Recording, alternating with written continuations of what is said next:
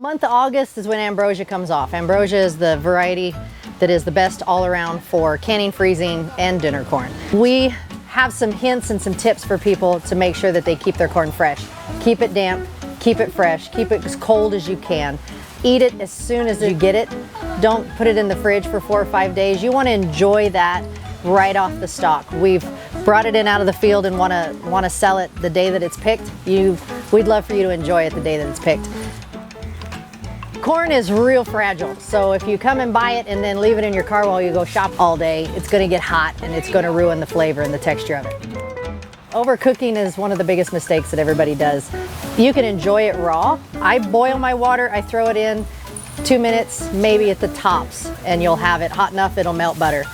Any more than that and you're pulling that starch out of the cob into the kernel and you're changing the flavor of the corn and you're making it be tougher. You're changing the consistency of it from a poppy kernel to more of a gluey type substance if you cook it too long.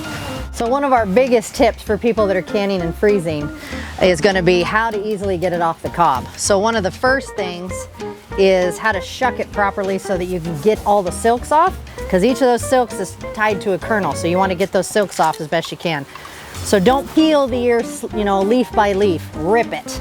It's the best way to get the silks. Rip it down, grab it, and rip back the other side.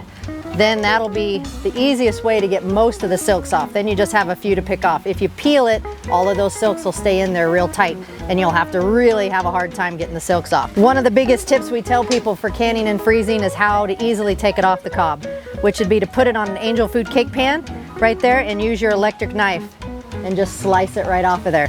It's an easy way to do it. It's fast. You don't have to chase your fingers around a cookie sheet and risk cutting your fingers off. It's a good tip. We share that with a lot of people.